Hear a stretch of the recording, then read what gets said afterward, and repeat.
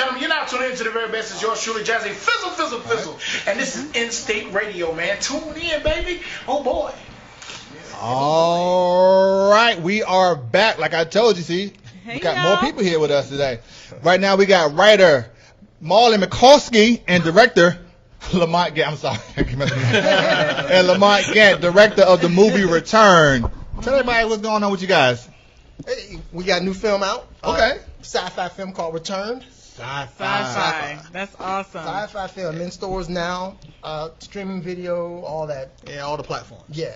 Now, before we go into the trailer, how did that come about? Like, what made you guys decide to do this particular project? I'll tell that part.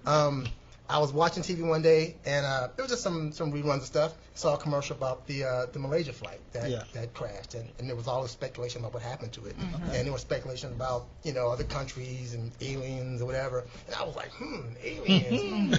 What if somebody came back? What would that story be? And Okay. I went to Marlon with it. Marlon liked it, so I went to work and I kind of wrote out all from beginning to end with the scenes or what events outline. I wanted it to happen. I wanted to happen, and then I went to Marlon, and we went to Vimy, the other author who's not here. Okay. And we came up with the screenplay. We met like every week until we got it done. Wow. Nice. So, like, what was your research process? Like, sci-fi. I mean, you just kind of created it out of the sky. Like, what was your research process for doing that? Yeah. Well, I think we wanted to keep it real grounded. Even though we did have this, spectacular or this unusual event going on, we had to try to keep it grounded in reality. Okay. So, I mean, and from there, we're all pretty much, well, me and Lamont, we're sci-fi fans, so we have a well of knowledge to pull from. Okay. In order to, to get that story across. But the most important thing was making sure the story made sense and that it seemed grounded in reality. Grounded in reality. I mean, that's hot. I mean, because I'm a sci-fi fan. My wife can tell you, I'm a Star Wars nut. Oh my gosh. Somebody for my birthday gave me this big stormtrooper to sitting right now. You got the big stormtrooper? I got the big stormtrooper. I'm working Yes. I can put it like by the door so if you come in. But like sci-fi for me, like I love sci-fi, but I don't think I can actually direct or even write a sci-fi film because I'm such a fan of it. Like, and you're a fan too. How did you pull yourself from being a fan to actually being a auteur of making a sci-fi film? Yeah. It was easy because I did everything I always wanted to do. I wanted a spaceship. I wanted an alien. I wanted to do it against green screen. All that stuff that I saw on TV, on the extras on the DVD, that's what I wanted to do. Okay. Okay.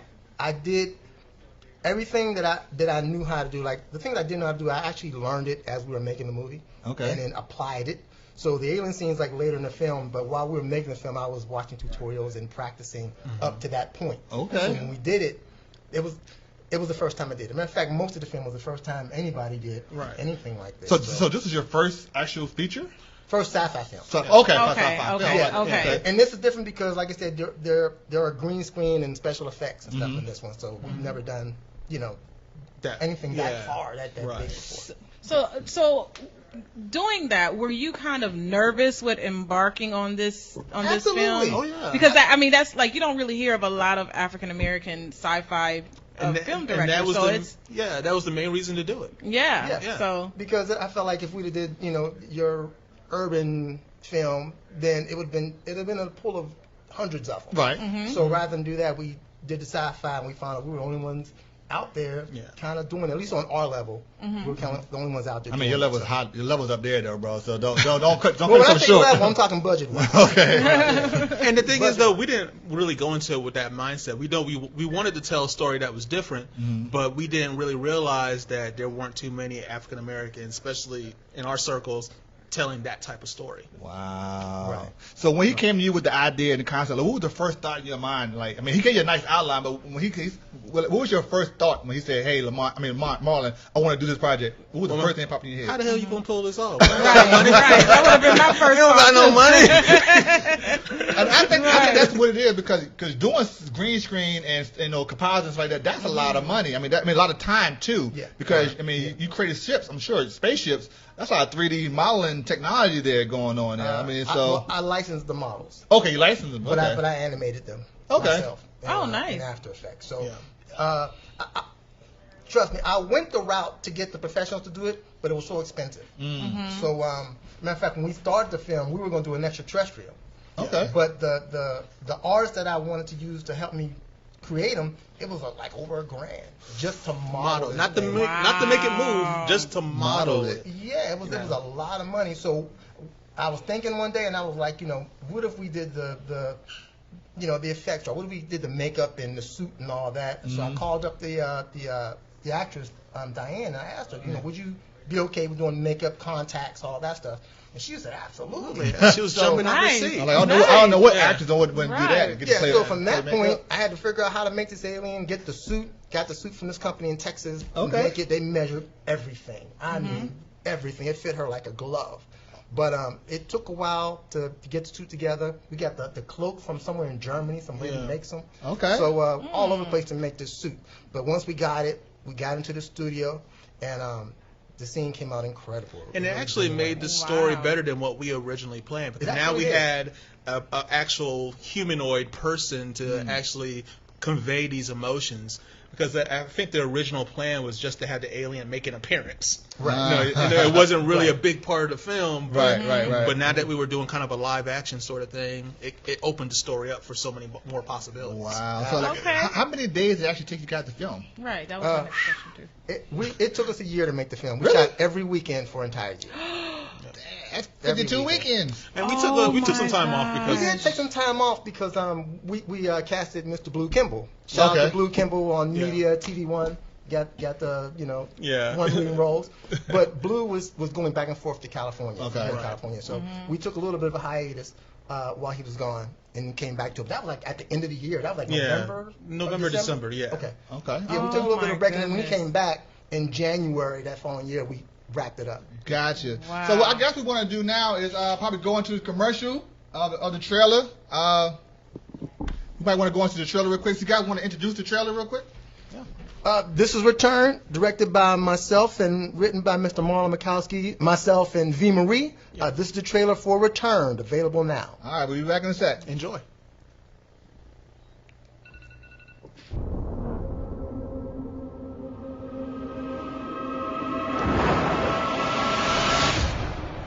I remember boarding the flight. I remember faces. Do you know today's date? July 15th. The flight you were on vanished July 15th. You've been missing for 12 years.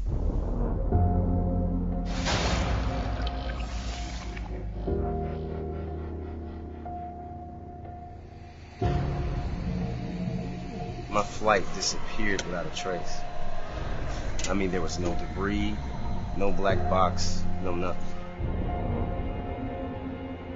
You were there. I remember you. I remember your voice. Ben, I'm 26 years old.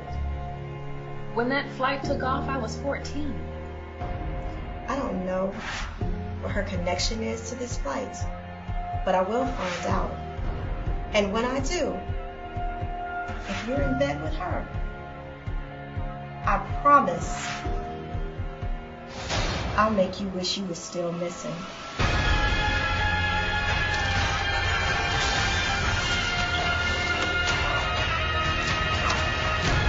She waved her hands and knocked me across the room, then deflected bullets before they could even touch her. What the hell is she? I don't know who she is. I don't know what she is, okay?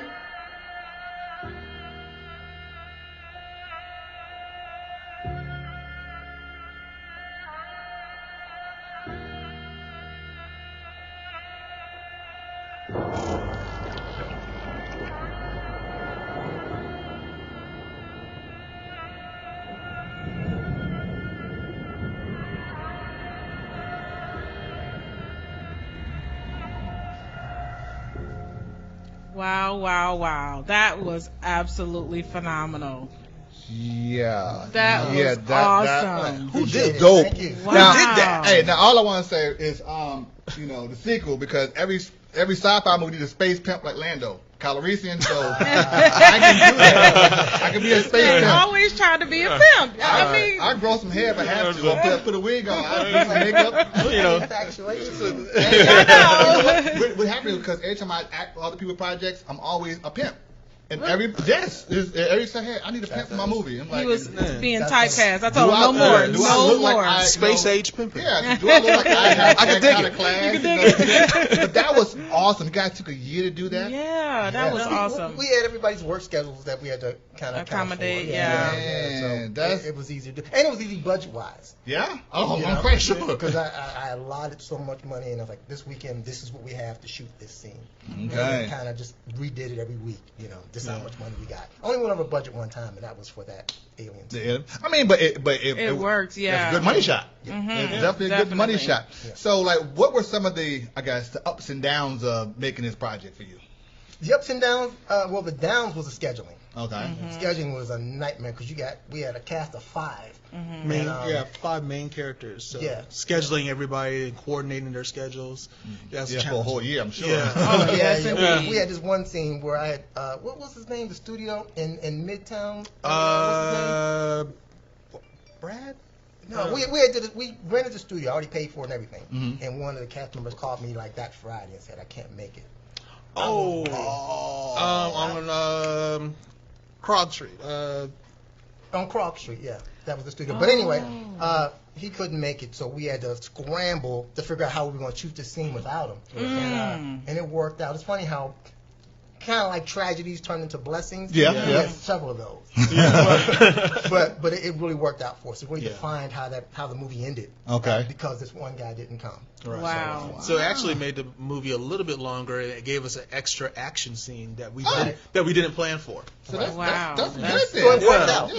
That's what's up. So now. And nowadays in Hollywood, I mean, are there plans to do like a trilogy or a sequel? Like, what are some of the plans? We are doing a sequel because what happened? A lot of things happened after we made this film that we didn't expect. Okay. Once we made the film, we started getting invitations to other sci-fi conventions, and I was like, wow, that's kind of like built-in promo, right? Yeah, right, absolutely. Several times a year. So every time a sci-fi event comes, we get that invite, and we're there promoting this film.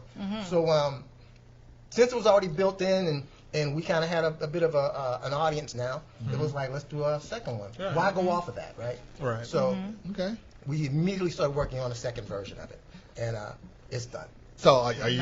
How was you writing this second part to it? Like, how was it for you? I'm assuming you wrote it, right? I wrote it with V. Marie. She also contributed a lot to it. And, of course, Lamont. We all just kind of came together like a brain trust. Okay. And we just went in there and just built off of what we established the first time and just try to do it better, try to do something different. All right. Okay. So, like, making the return, I mean, like, you say you had the tragedy of people calling out and stuff like that. But what are some of the good things then, that, I mean, that was the good, obviously, the bad turned into good. But what were some of the good things about this movie that, made you say, you know what, we did that? You know what I'm saying? Like, what was that moment? I know. We did that. Yeah. You know what mine is. Yeah, mine says, it's being in the studio when we shot that last scene with Diane.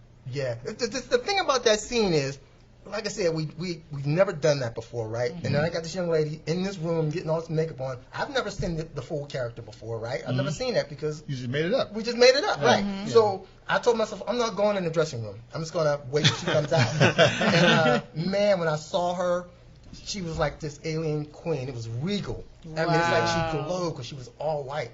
And once she got on the set, it was like. It was just magic for me. I know, it was like, I can't believe this is coming together like this. This is incredible. All this green screen, and then she's in this costume and white and just looking crazy. And everybody was on their A game, and it was just an incredible experience. It really was. That's awesome. One of my favorite moments of that year was with that scene. So it's like what year did you all do this film? We started in 2014. Okay. And then we kind of wrapped up 2015. I think about, when did we wrap up? About April. Right? Yeah. Okay. June, April, somewhere around. Yeah. So were you editing as you were shooting, or you just I was editing as I was shooting. That was kind of like my thing. What we would do, we shoot on the weekend. I would go home and I would edit that scene. If it was a decent sized scene, I would edit it. And then by the time we got back on the set again, everybody would see what they did. Okay. Oh, okay. So everyone can tweak their characters and see their performance. Okay, this is what I did. Okay, we can go this first with the character. But it gave everybody a good insight of where their character was going. Yeah, morale too. And and they saw, especially when we did certain special effects and they actually got to see it it was like, okay, this is what's going to happen. Right. But I had to sell some folks on the concept, like Blue Kimball, because when I met him, he didn't know me, right? So when I told him we were doing a special effects type of situation, he's like, okay, I don't know what this is going to be like, so we did this little experiment. He'll tell you this. We went into a parking lot after a subdivision, put up this green screen, had some folks holding it, and I had Blue do some stuff like running and ducking and all this stuff in front of the green screen, and I put like this attack helicopter shooting at him with explosions. He was running, wow. And that sold him on the project. After that, he was like, I'm in. I saw this, and now, I mean, you could have done it, but I'm quite sure, because I'm a filmmaker too, is the scene where y'all walking in the airport.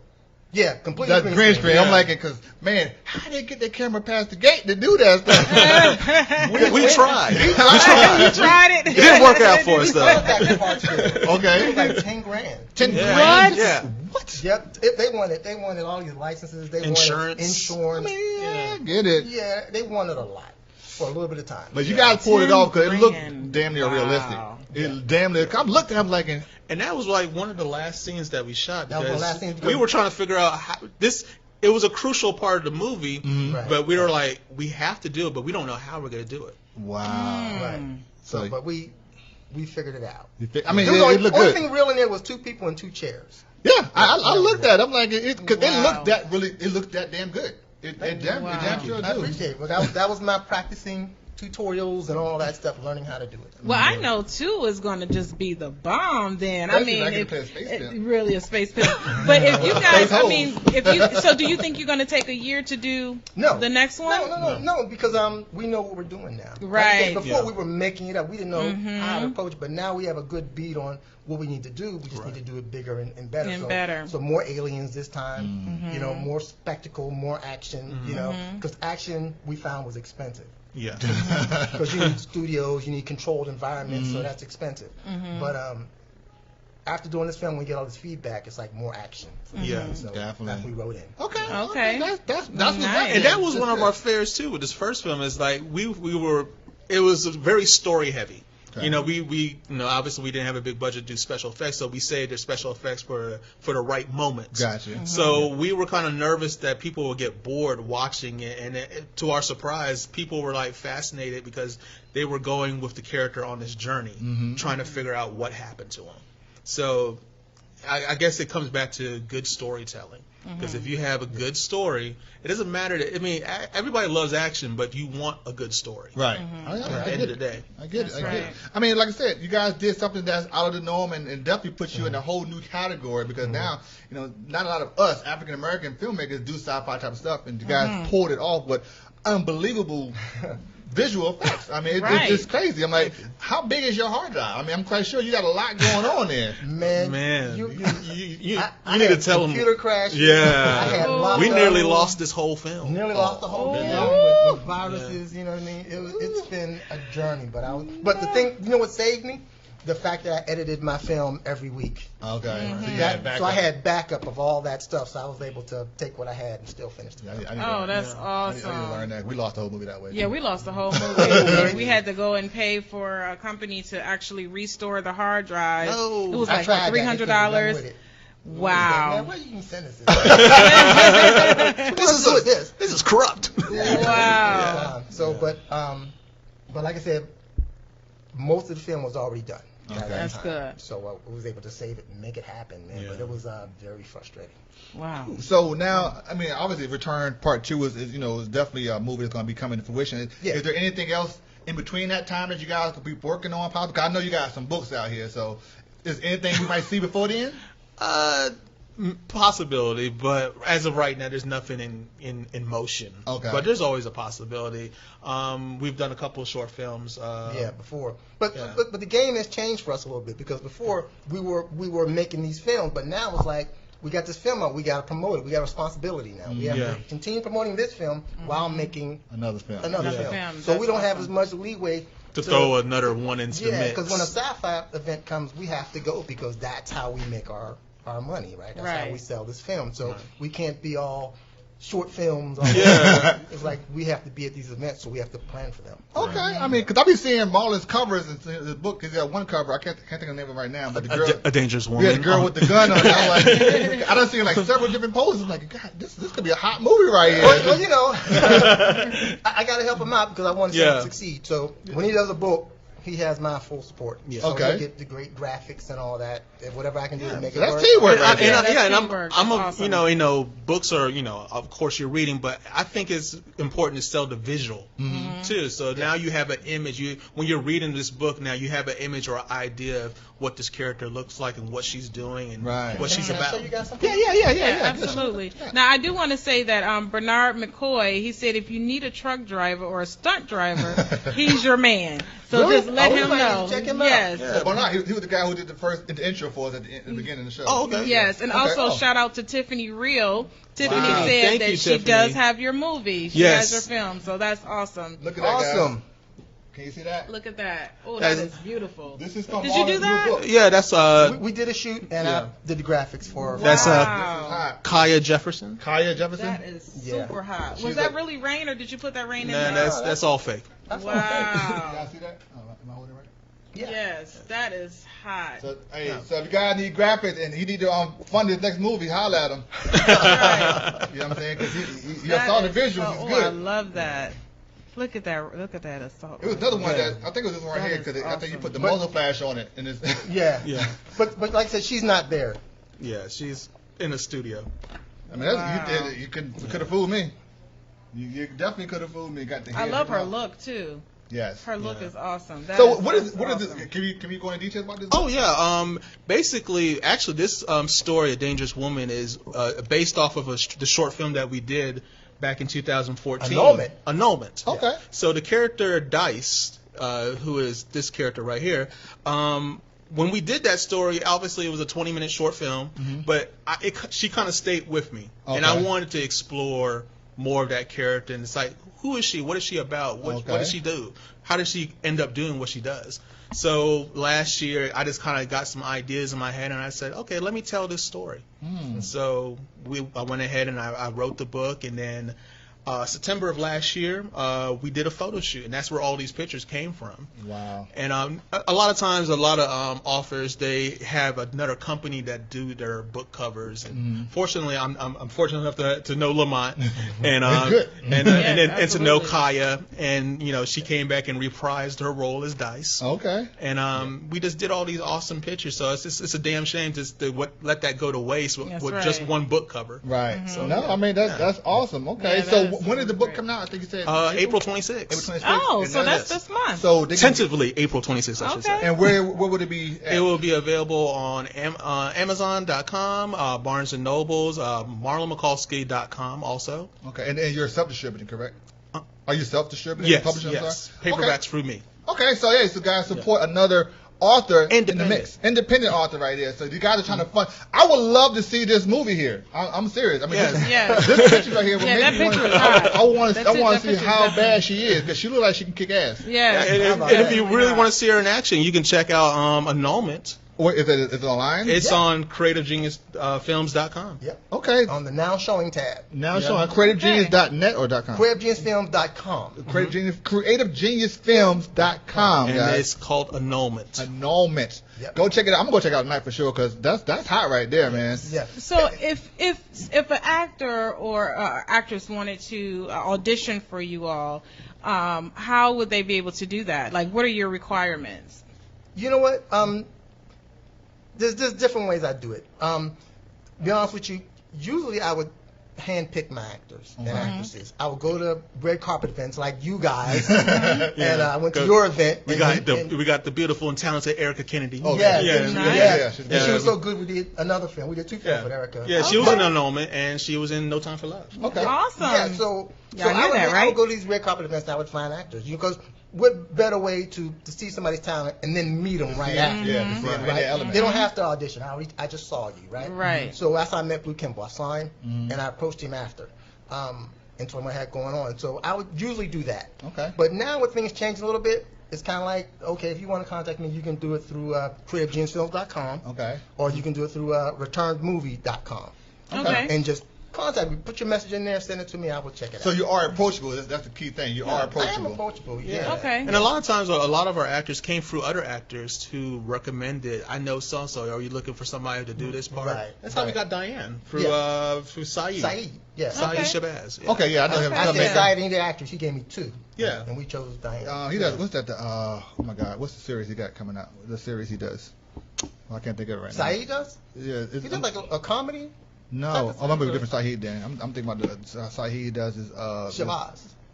No, shit, I can't think of. Are you talking about Blue or? No. The guy Shahid, I think he does this. It's a different Shahid, obviously, because he does like a web series too, like a gangster web series. I can't think of it right now though. And also shout out to Tarver Aaron Harris, who's on Greenleaf. Okay, cool. So you guys are working with some up and comings because you guys are up and coming yourself. A lot of folks that are doing things. Shaquita Smith. She's on the NCI. What's it? NCIS. Yeah. She's nice. Shakita, I know Shakita. She's very well diverse in the film community. I mean, she's a writer, director herself, and producer. So, and a great actor. We had a chance to work with her on a project that didn't go nowhere because creative differences with the producer. But we did work with her, and she's really, really good. And I would love a chance to work with her again soon. It's cool because when we started on this business, everybody was kind of making their way. You know what I mean? And then we did these projects, and now you're seeing everybody kind of move on to the next level on TV, on commercials. My son can say, "Hey, that's Diane. I saw Diane on TV." Yeah. I'm like, wow, I love to see that. When we see that, like, is that such and such? Oh, look at such and such. Yeah. That's awesome. It's a beautiful thing seeing people you work with, people and they're succeeding. Right. In this business, it's hard. Yes, it's absolutely. Not easy. It's not easy. Yeah. Consistency though. You have to be consistent. It is consistency. And surround yourself with positive people that genuinely want to see you succeed. Right. And that was the key with us. We didn't want to work with folks that I'm just about my shot. No, we wanted people that would help the next person in the scene with you. Right. It had to be a family environment. Okay. That's what we were trying to go for. Definitely. That's right. You guys hear that, guys? Family environment on set. You can't be coming being diva and it's all about you. No. It's a shared vision. It truly is a shared vision. Okay. So how long have you been directing? I started directing back in 2012. 12? I did it to see if I could do it. Okay. And what were you doing before that then? I was doing music, producing music. Oh, nice. I came in for the film industry. Okay.